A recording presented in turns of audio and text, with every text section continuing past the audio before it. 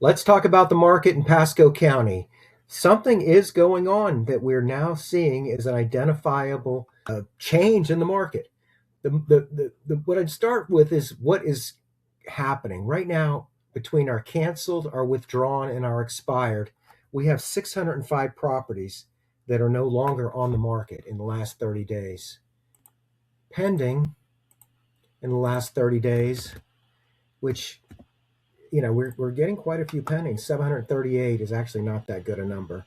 That's actually a pretty bad number. During COVID, we had 2,300 pendings, and we routinely have 1,500 to 2,000 pendings. So that's actually a pretty lousy number. 30-day solds, 1,013, and that's not a good number either. But active listings at 4,260.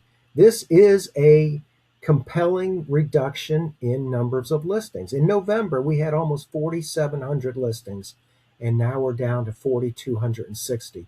Now, a good chunk of that is because of the properties that are canceled, withdrawn, and expired.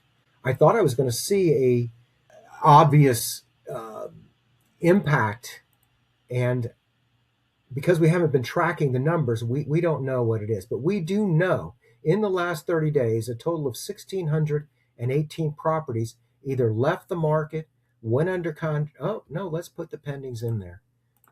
They left the market, they went under contract, they were withdrawn, sold, or expired. 2,356 houses in the last 30 days are no longer on the market, or excuse me, they're no longer active. And the actives are, I want to take all this off.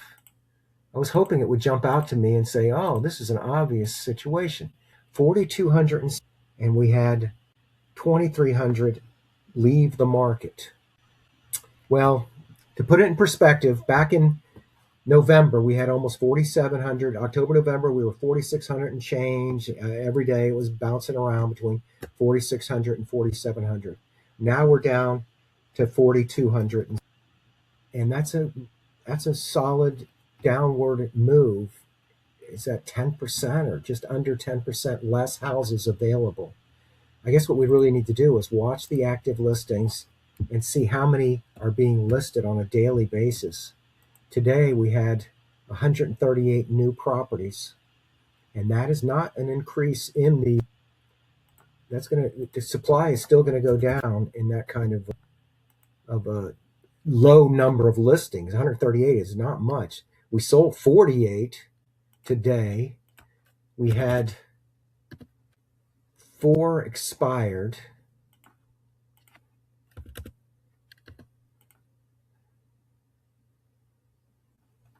2 were withdrawn. And 95 listings were canceled in the last 24 hours. So over the last day, 95 properties came off the market.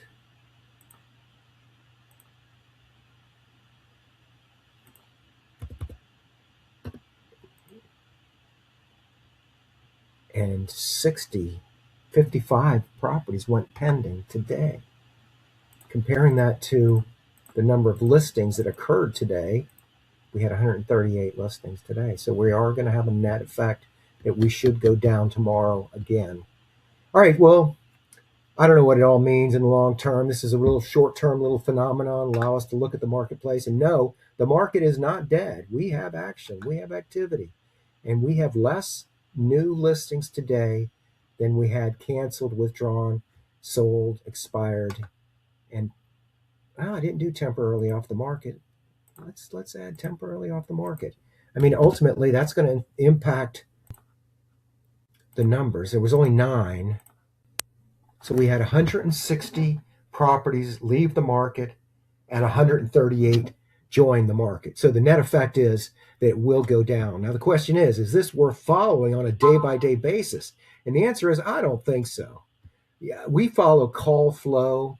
We follow, offers, and we follow this raw data too. I'm Randy Jenkins. Thanks for watching. Have a great day. Bye now.